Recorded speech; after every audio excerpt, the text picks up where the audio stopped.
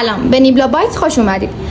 امروز میخوایم با هم دیگه کیک خیس شکلاتی درست کنیم. برای درست کردن این کیک خیس شکلاتی ما نیاز داریم به 2 لیوان آرد، زرد تخم مرغ، 1.5 لیوان شیر، 1.5 لیوان شکر، 1.5 لیوان روغن، 4 قاشق غذاخوری پودر کاکائو، 2 قاشق چایخوری بیکینگ پودر، 1 قاشق چایخوری وانیل و شکلات چیپسی برای داخل کیکم.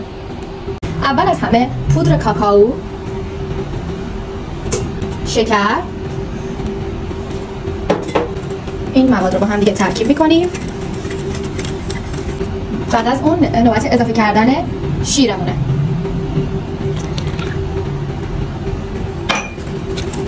حدود 3 دقیقه با همزن دستی یا همزن برقی همه مواد رو با هم دیگه ترکیب میکنیم تا شیر، شکر و پودر کاکائو خوب با هم دیگه مخلوط بشه. وقتی که مواد خوب با هم ترکیب شدن، روغن رو بهش اضافه میکنیم و حدود 5 دقیقه مواد رو خوب هم میزنیم.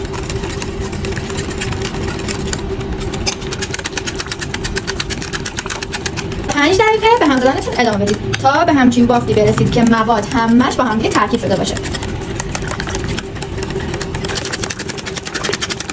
این کارو میتونید با همزن برقی هم انجام بدید.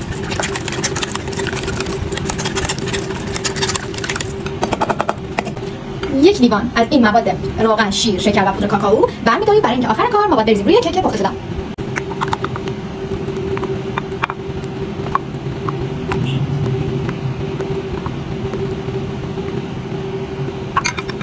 اول تخم مرغ‌ها رو یه ظرف میشکنیم که خیالمون راحت باشه که تخم مرغ‌ها سالم هستن.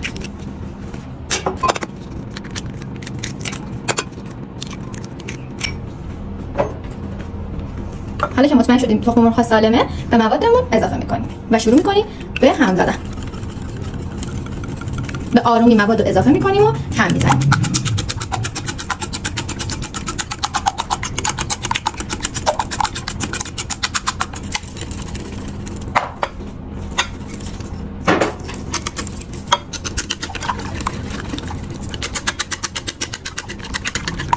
خب که همه مواد رو با هم ترکیب کردیم، حالا میریم سراغ مواد خشکم. آرد، بیکینگ پودر و وانیل رو با هم ترکیب میکنیم.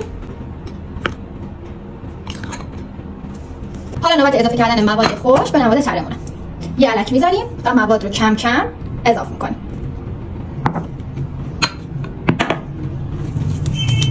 خوب همه مواد رو الک کنید.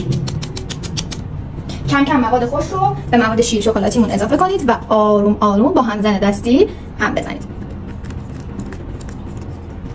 این کار رو تا 4 الی 5 مرحله انجام بدید که موادتون داخل همدیگه خوب ترکیب بشه و گوله نشه.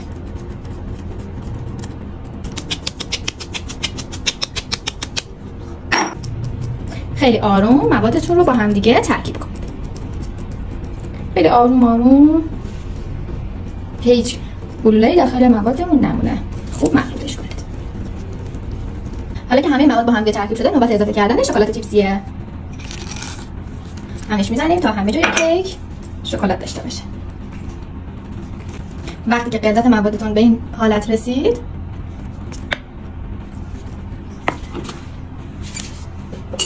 ظرفتون رو بیارید، کف قالبتون رو با روغن چرب کنید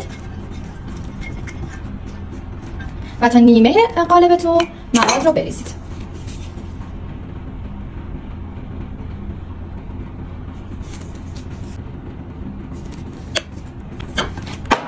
ضربه بزنید تا حقوقای توش از بین بره و بذارینش توی فرن به مدت 40 دقیقه با دمای 180 درجه.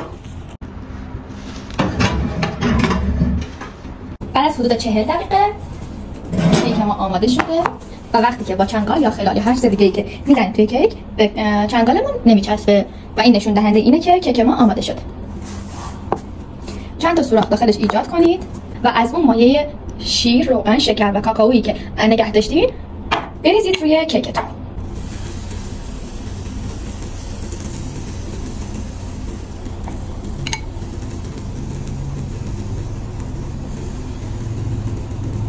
بذارید که خنک بشه، تزیینش کنید و نوشتون کنید.